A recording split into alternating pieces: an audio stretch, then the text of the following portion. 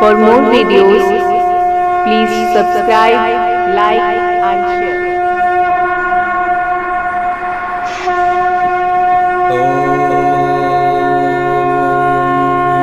दुर्गे नमः। प्रिय भक्तों, आज हम श्रवण करेंगे अर्गला स्तोत्र एवं कीलक स्तोत्र को। सबसे पहले हम सुनते हैं अर्गला स्तोत्र। आइए शुरू करते हैं। ऋषि मार्कंडे जी बोले, जयंती, मंगला, काली, भद्रकाली, कपालिनी, दुर्गा, शिवा, धात्री, स्वाहा, स्वधा आदि देवियों को मेरा नमस्कार हो। हे चामुंड देवी, समस्त प्राणियों के दुख निवारण करने वाली आपकी जय हो। हे सर्वव्यापक देवी कालरात्रि, आपकी जय हो। मधु तथा कैटभ दैत्यों का दलन करने वाली, ब्रह्मा जी को वर देने वाली आपको नमस्कार हो। हे देवी, आप मुझे सुयश, रूप, जय, यश दो तथा काम, क्रोध आदि का शत्रु का नाश करो। महिषासुर का नाश करने वाले भक्तों की सुखदाता देवी जी को नमस्कार हो। मुझे रूप दो, जय दो, यश दो, शत्रुओं का नाश करो। हे रक्त बीज का वध करने काली देवी और चंड मुंड असुरों का विनाश करने वाली माता, मुझे सुंदर रूप, जय, यश दो, शत्रुओं का वध करो।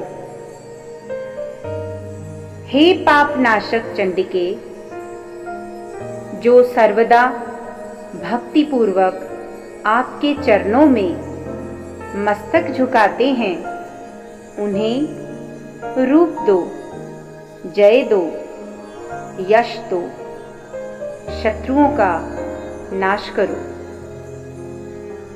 हे सभी व्याधियों को नाश करने वाली चंडिके, जो आपकी भक्ति पूर्वक स्तुति करते हैं, उन्हें रूप दो, जय दो, यश दो, शत्रुओं का नाश करो।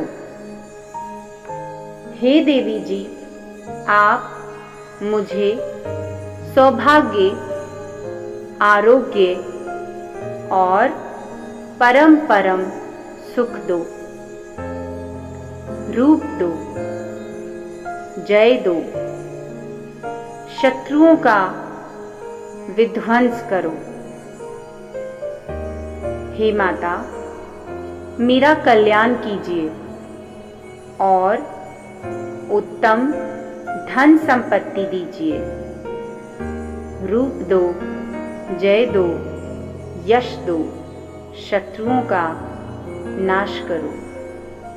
हे माता, आपके चरणों पर देवता और दैत्य दोनों ही अपने मुकुट की मणिये घिसते रहते हैं।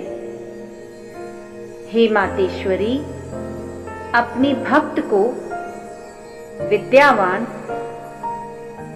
यशवान, लक्ष्मीवान करो।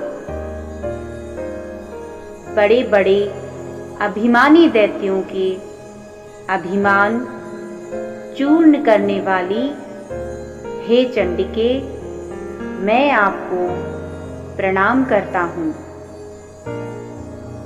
हे चार भुजाओं वाली माता, चतुर्मुख ब्रह्मा जी आपकी स्तुति करते हैं।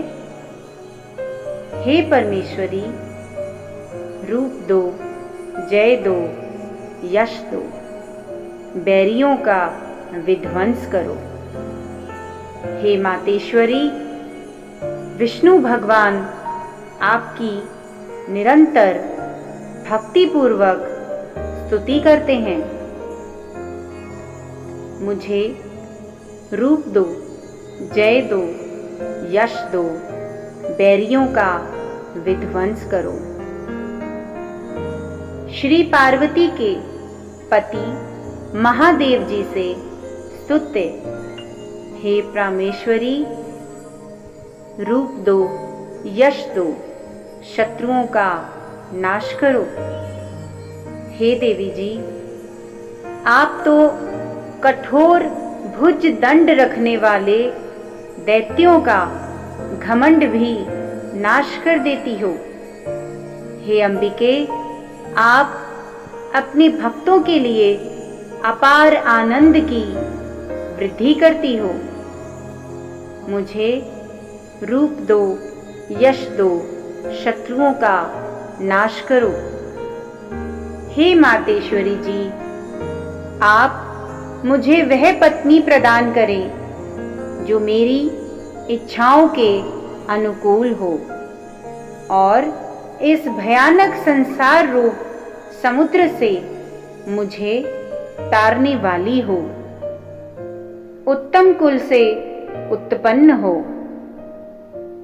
जो भी पुरुष इस स्तोत्र का पाठ करके ही महास्तोत्र कीलक का पाठ करता है, वह सप्तशती के पाठ जप से मिलने वाले वर एवं श्रेष्ठ संपदा के फल को प्राप्त कर लेता है। जय मां अम्बे, जय मां दुर्गा। इसी के साथ अर्गला स्तोत्र की समाप्ति होती है। अब हम कीलक स्तोत्र को श्रवण करेंगे। श्री मार्कंडे ऋषि बोले, मैं उन भगवान सदाशिव को नमस्कार करता हूं जिनके 3 दिव्य नेत्र हैं,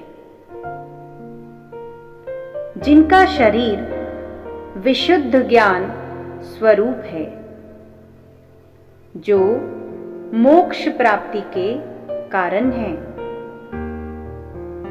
अर्धचंद्रमा जिनके मस्तक पर शोभायमान है,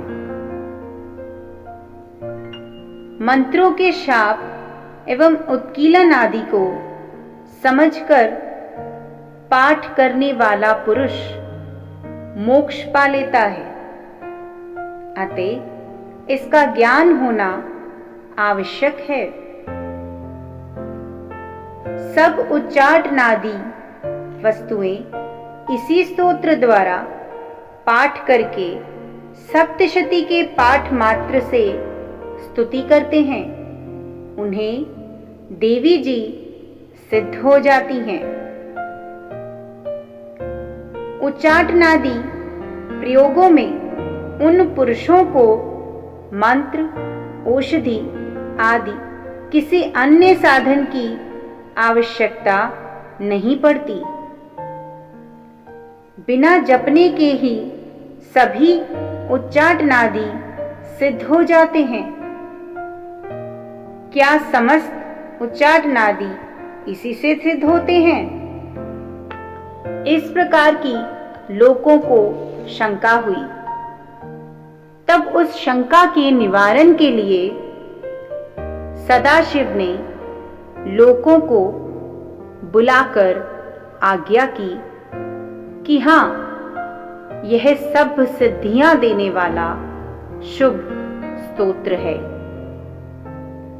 उस चंडिका स्तोत्र को भगवान सदाशिव ने गुप्त कर दिया। इस स्तोत्र के पाठ द्वारा प्राप्त होने वाला पुण्य कभी भी समाप्त नहीं होता। साधक इसी प्रकार का क्षेम प्राप्त कर लेता है। इसमें कोई भी संशय नहीं। कृष्ण पक्ष की चतुर्दशी अथवा अष्टमी के दिन एकाग्र होकर जो अपना सभी कुछ भगवती को अर्पण कर देता है और फिर प्रसाद रूपेण ग्रहण कर लेता है, उस पर भगवती प्रसन्न होती हैं, अन्यथा नहीं। इसी रूप के कीलक द्वारा महादेव जी ने इसे भी कीलन कर दिया है। जो इसके द्वारा सप्तशती का निष्कीलन करके स्पष्ट होकर नित्य पाठ करता है, वह सिद्ध हो जाता है। देवी जी का गण एवं गंधर्व होता है। वह कहीं भी घूम रहा हो, उसे कोई भय कभी नहीं सताता, ना ही उसे अकाल मृत्यु होती है। देहांत होने पर भी वह मोक्ष पाता है। इसलिए इस कीलक स्तोत्र को समझकर तथा उसका उत्कीलन करके पाठ करना उचित है। जो इस प्रकार नहीं करता, उसका नाश होता है। तभी तो बुद्धिमान इसे समझकर ही उत्कीलन से संपन्न स्तोत्र का पाठ आरंभ करते हैं। जो कुछ भी रमणियों में सौंदर्य, सौभाग्य आदि दिखाई देते हैं, वे सब के सब श्री देवी जी की कृपा के फल हैं। इसी कारण इस शुभ स्तोत्र का जप सदा करते रहना चाहिए। इस स्तोत्र के मंद स्वर से पाठ करने से थोड़ा फल मिलता है, उच्च स्वर से अधिक फल मिलता है। सभी सिद्धियां प्राप्त होती हैं। अतः उच्च स्वर से पाठ आरंभ करें। जिस भगवती की कृपा द्वारा सौभाग्य, आरोग्य, संपत्तियां, शत्रुनाश तथा परम मोक्ष की प्राप्ति होती है, उस जगत की माता की स्तुति अवश्य करनी चाहिए। जय मां दुर्गे।